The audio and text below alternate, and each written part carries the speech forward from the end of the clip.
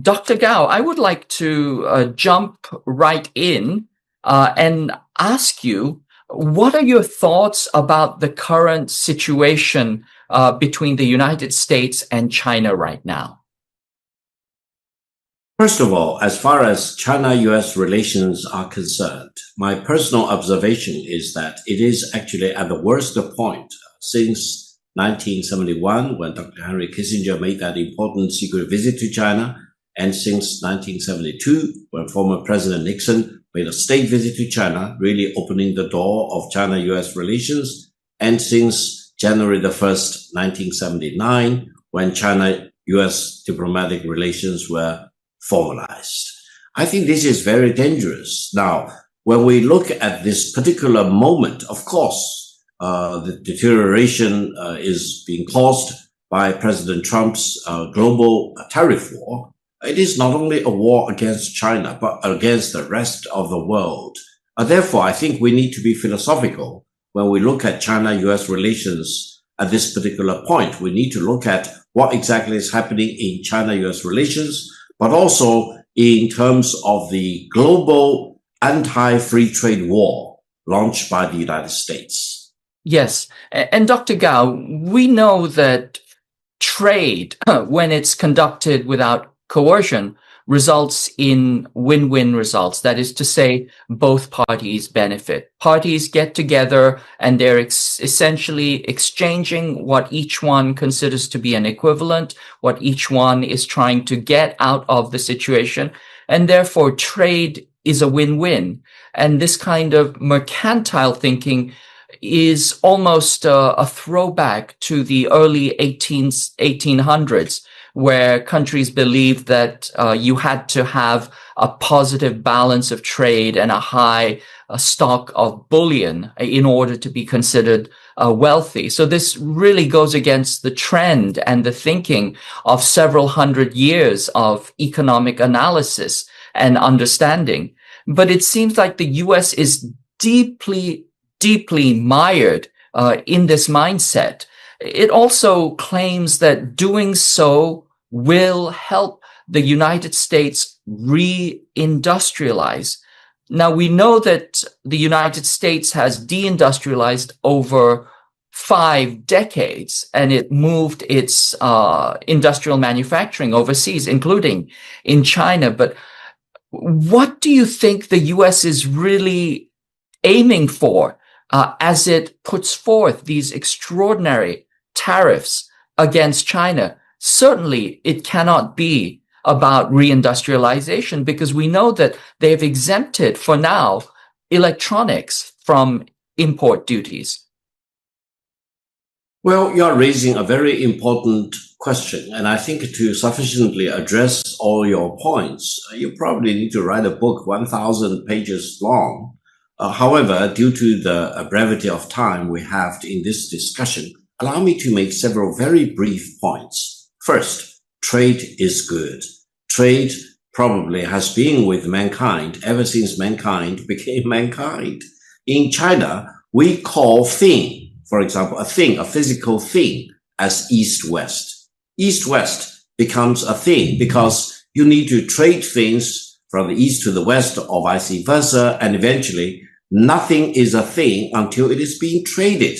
In Chinese, we also call North, South as a commodity, a larger commodity, something larger than a thing, a small thing which you can trade on a daily basis. Now, in more recent time, free trade is a must. Free trade is the megatrend in the world. And I would say free trade has really been the main characteristic of the international situation ever since 1945, and also since the end of the Cold War in 1991. Now, for the United States to turn itself against free trade is not only surprising, it's alarming, and it's also very, very dangerous. Now, President Trump says, well, tariff is good, and the tariff is the best word in the English dictionary. I hope he will really be re-educated and relearn whatever he has learned.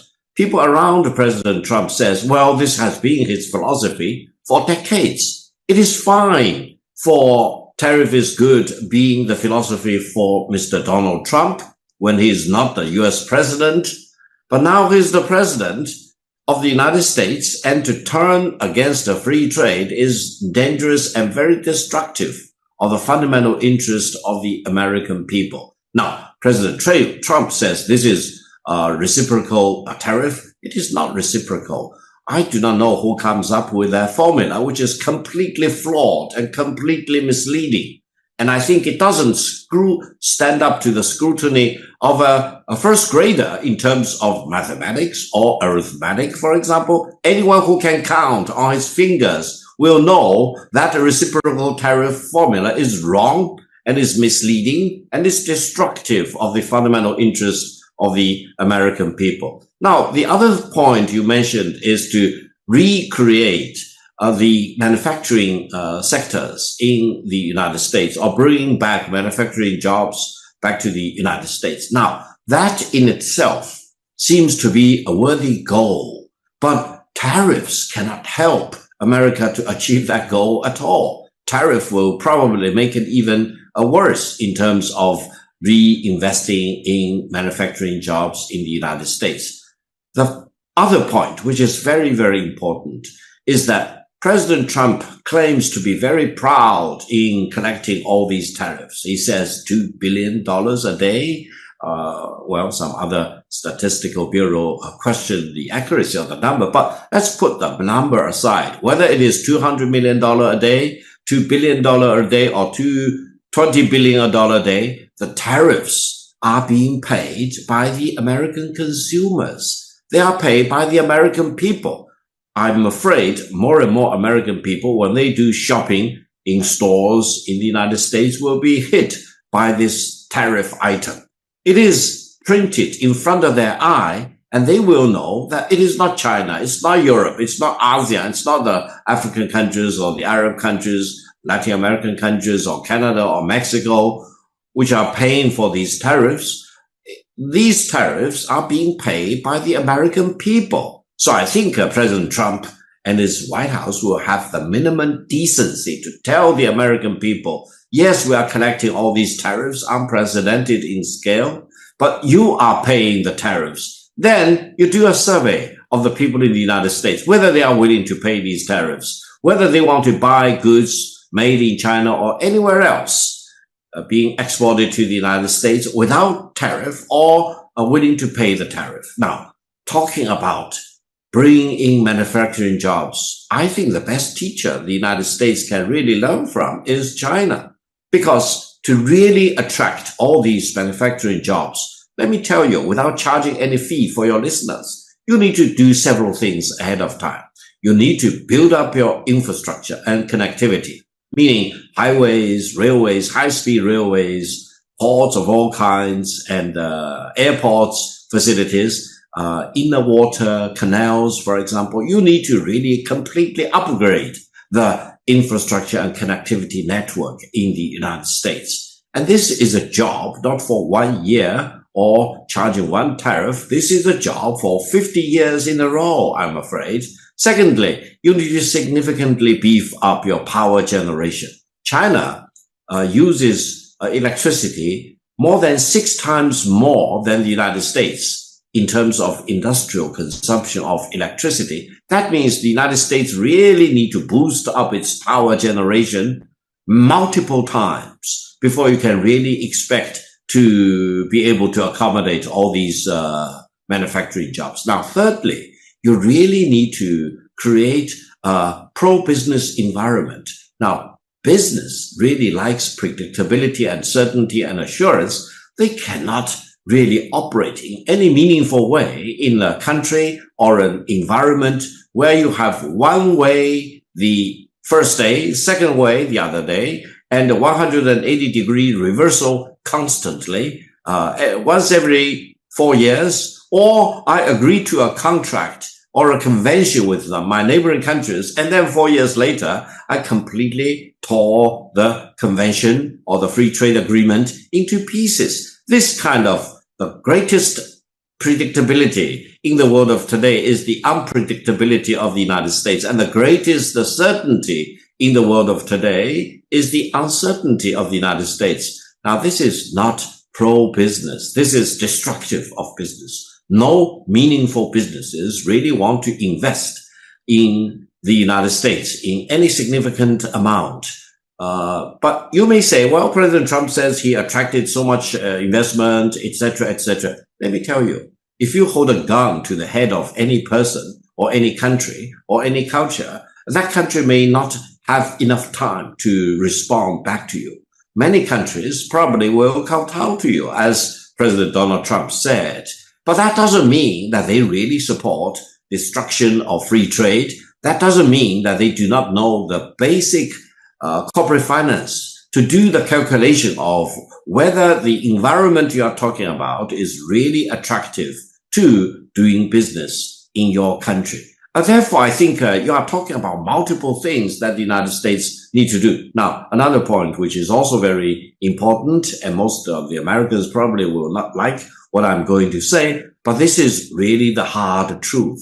That is, you need to really train the labor force in such a way that they are disciplined, they are very eager to work, and then they may surprise you by accepting lower wages, not higher wages. The wage standard in the United States is way out of order if you compare with many other countries in the world. They are not competitive by any stretch of the imagination, especially for some of the blue-collar jobs, for example, in basic manufacturing. Now, the other thing I think even more importantly is whether the United States should really think about bringing back to the United States jobs in garment factory, clothing, for example, toys, shoes, etc. Now, these were important and very labor intensive, but these probably should not be seriously considered by the US government in terms of attracting back to the United States. The United States should really think about more high-tech jobs, for example, in AI, in semiconductors, for example. But even for those jobs, you are not going to really get a big mileage by holding a gun to other countries, for example, and issue administrative fiat to order other companies to move back to the United States. The United States, for many, many years, has prided itself as a capitalist country with market economy. But it seems to be that the United States is becoming a country by fiat, regardless of the fundamental economic logic, and holding a gun at the head of other countries, claiming that they achieve great success. No, that's not success. That's eroding your own so-called leadership, especially in the West, by creating doubt in your leadership, by destroying reliability of your leadership, and then you create more enemies rather than attracting more friends. Absolutely, Dr. Gao. And, I think you're absolutely right. The United States is not doing the things that would be necessary if it were really serious about reindustrialization. Certainly, it doesn't have an industrial policy. It is not building the infrastructure that is necessary. Certainly, it's not doing the education. I think one illustrative figure, just one out of many, is that China spends 4 times as much on its education budget as it does on its military. Whereas for the United States spends 4 times as much on its military as it does its education. And it's actually looking forward to abolishing the ministry or the Department of Education. So these are deep contradictions. And as you point out, the fact that countries, corporations go abroad and seek cheaper labor has to do with the international capitalist system, the global labor arbitrage.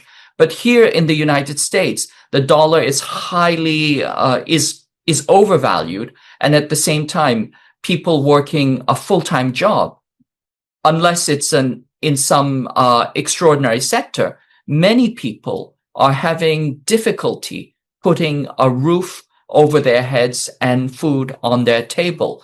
I think the degradation of economic conditions is quite extraordinary. And it goes back to decades of neoliberal policy, where both China and the United States benefited in their mutual exchange. But in China, the benefits of this exchange were turned into public wealth and used to bring up both the wages and the living standards of all the people.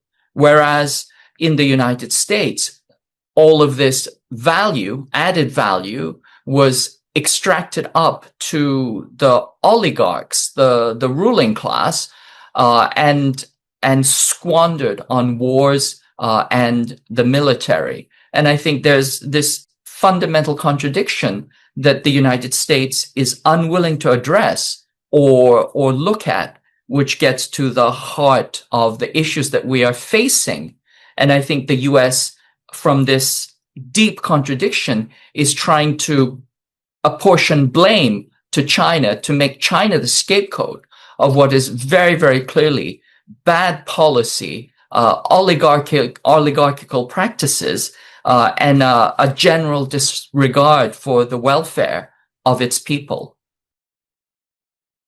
Well, again, you are raising some very important questions, and I generally agree with the way you address these questions. Allow me to mention several points. One is the overseas wars. Now, the United States has been waging wars again and again and again for all these years. If you count all the wars the United States has been involved in since the end of the Cold War, holy cow. One Afghanistan war costs, according to different statistics, $2 trillion to $4 trillion. The Iraq war, the first one and the second one combined together probably would cost $4 trillion, if not $5 trillion. And then some of the costs are continuing, going forward for decades. Now, the United States has also been very prone to use war as the main instrument to solve whatever geopolitical problems there are, rather than really focus on negotiations or diplomacy, for example. And that in itself is highly wasteful, because in China, we have a saying, once you fire a cannon, it costs you 1 million ounces of gold. Now, whether it's 1 million or more or less, that's another question. But war is very, very expensive. And for the United States to be engaged in one war after another for decades in a row is hugely wasteful of the real national resources of the United States. Now, ever since the end of the Cold War in 1991, China has been involved in no war at all. So you can compare how China saved the money and how the United States wasted resources, practicing what a very important American professor of history said, overreach. You overreach in multiple directions, and eventually you bleed the American people out of their resources. And whatever resources there are highly, highly concentrated in the 1% of the population in the United States. Now, talking about building up connectivity, allow me to mention, when I first visited the United States back in 1984, I was so much amazed by the quality of the highways, power generation, and telecommunication to such an extent that I really felt very depressed, because I thought back in 1984 that in my lifetime, China would never have a chance to catch up with the United States in terms of the highways, in terms of the power generation, and telecommunication. Now, these three things were things I could see with my own eyes when I traveled from the West Coast to the East Coast, visiting quite a few large cities in the United States. But the reality is, today, in terms of telecommunication, highways, railways, airports, high-speed railways, ports, for example, of all kinds, China is way, way ahead of the United States. Now, I say this not to demonstrate that I'm very proud of these achievements. I say this equally for the purpose of letting my people and friends in the United States know that you really need to focus on what really counts and matters. You really need to pool resources to build up all these public goods, for example. And without these public goods, you live in the worst living standards. And then you really do not have the chance of coming up and really compete in the global sense of the word, to manufacture, to produce for yourself as well as for the rest of the world. Now, you also mentioned the importance of education. Of course, China now produces about 12 million college graduates every year. About 1/4 of them have engineering degrees. So in China, you have an ever increasing large pool of talents, well educated, well trained, with engineering degrees, eager to work rather than eager to enjoy life. For most of the Chinese, for most of my compatriots, work is the best enjoyment for your life. By working very hard, you not only provide for yourself, for your kids, you also create conditions whereby you can send your kids to a better school so that they can have higher education than I have, for example, and they can really make greater contribution to the society at large. So for the United States, to boost revenue is a good thing, but the key is how do you boost the revenue? And the second thing is to cut down cost by, let's say, Doge is in itself a good thing, but the key is what kind of cost do you cut? Whether you cut funding of Harvard or Yale, and I was a graduate from Yale University's law school, for example. No, that's not really cutting cost. That's really cutting the future for your future generations of the American people. Now, you need to do the right thing. And then when you are at the end of your wits or the end of your wealth, whether you really think about creating your wealth in a legitimate way or keep an eye on the wealth of other countries and try really to seize their assets, seize their oil and gas reserve, seize their land, for example, that's another thing. That's not good. That's not to be accepted in the world of today. That's actually raising the dangerous tail of the passed away imperialism. And we are not living in an imperialistic world anymore. We are living in a multipolar world. Every country should be treated equally, and every country should treat all the other countries equally. MAGA, Make America Great Again, in itself is not a problem, but there is one precondition to that. Make America great again, not by making other countries less important, or by bullying other countries, or by holding a gun at the heads of the other countries. Because otherwise, you're not going to be great again. You probably will turn yourself into an empire with an emperor. But nobody wants to have a world dominated by empire, dominated by a single person who claims to be the emperor of the world of today. That's not a world of fun. That's a world of probably turmoil and internecine fighting, for example, war of all kinds, loss of order, and destruction of civilization. I agree with you, except for one point where I would say that the United States already is an empire, and it is actually an empire on decline. And I think the fear amongst many of us, many people in the United States included, is as the empire unravels, the US is prone to use more and more violence to sustain it. I think even these tariffs are a form of economic violence, but I think there is a real and tangible fear that the US will resort to kinetic war to maintain its global hegemony. I believe that there are ideologues that still live in the 1990s in the unipolar moment. And I think one of the things that lets us know how much the United States is committed to war is first, the actions it is taking along the first island chain in the Philippines, in Korea, in Japan. Japan is already preparing to have a joint command like Korea, where the United States would have de facto operational control over its troops. You can see the escalation in the Philippines. You can see all the escalation on Taiwan Island. And I think that the United States is creating this almost intolerable situation of aggression where there's more and more military exercises, more and more firepower, and also more and more information warfare that it is using to undermine China. And I believe that these are actually signals that indicate that the US is actually strongly committed to going to war against China. What are your thoughts, Dr. Gao?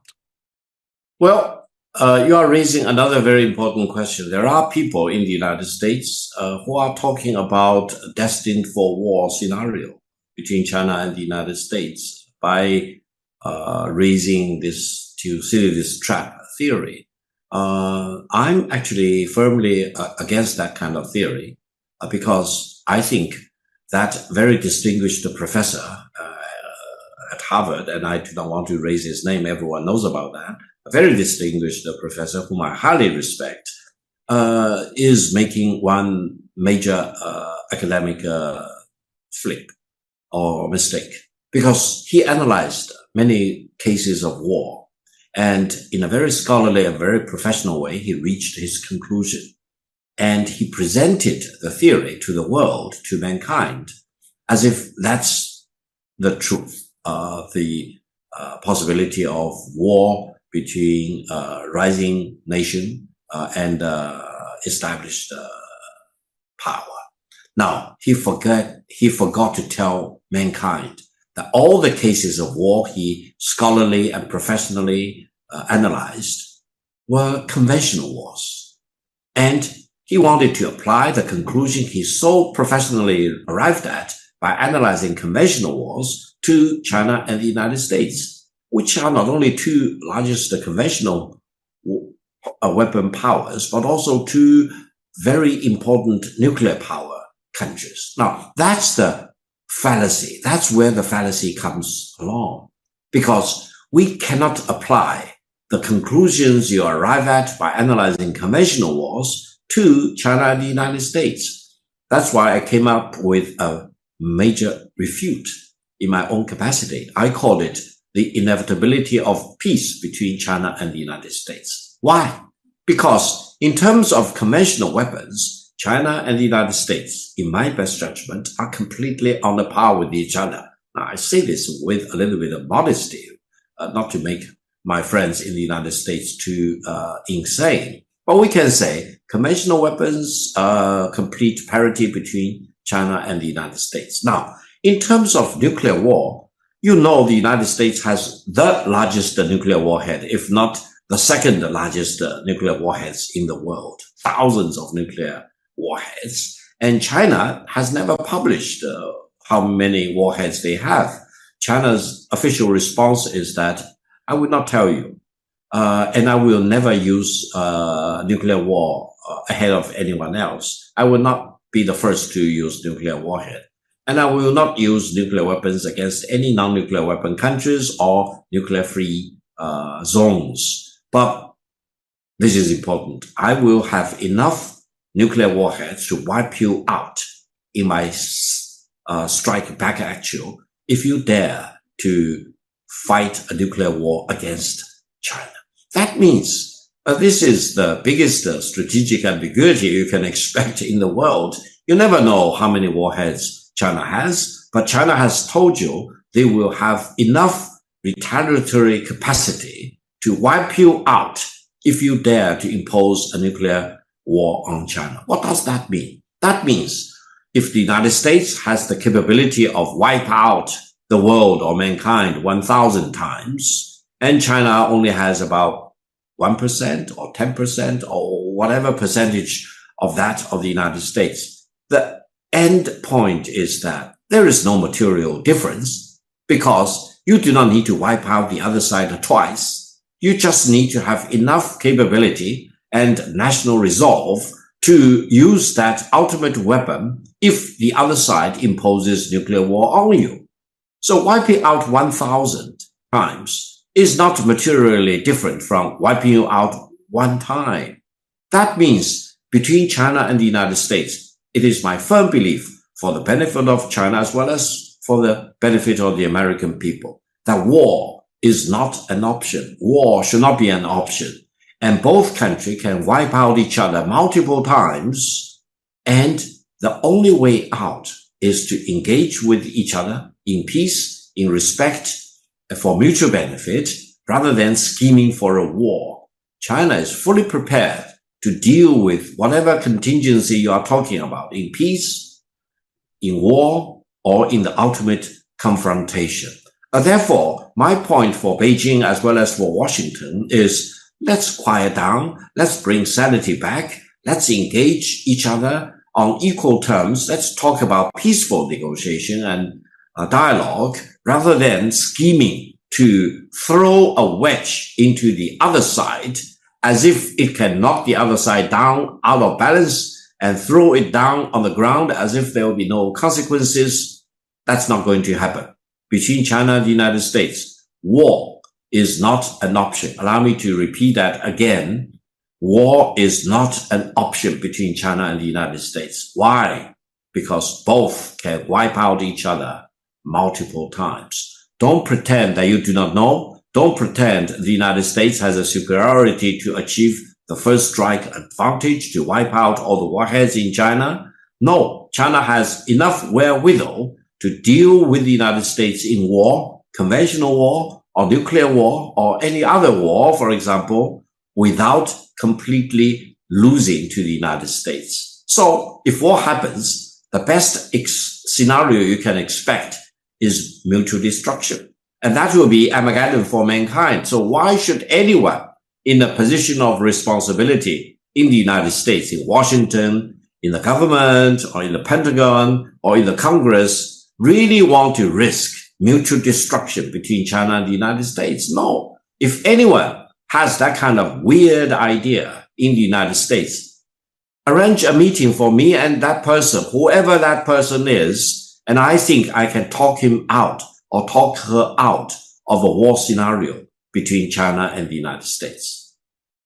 Dr. Gao, you are appealing to the rationality of the American leadership, and you are also trying to make clear that nuclear war would result in mutually assured destruction. But we also know that the US has a doctrine called NUTS, Nuclear Utilization Target Selection, which is the belief that if the US attacks first, and it attacks rapidly enough with a preemptive nuclear strike, then it will come out ahead. And it actually believes that it can win this war. And we know historically that the United States has, over many decades, plans to preemptively attack China. For example, in the 1960s, there was a plan called the Single Integrated Operational Plan, which was a plan to knock out 50 Chinese cities and destroy 70% of China's industry, essentially making it non-viable as a state. And my deep fear is that this ideology still is very, very deeply persistent in the highest echelon of the ruling class. We see the policy papers that are distributed right now in Washington, which say that the United States needs to find a seamless transition between the use of conventional weapons and tactical nuclear weapons. And from tactical nuclear weapons, it's just a very, very small step towards strategic nuclear weapons. And at the same time, they know that China, it does not have launch on warning, that it has a minimal nuclear deterrent, and that it also detaches its warheads from its delivery vehicles.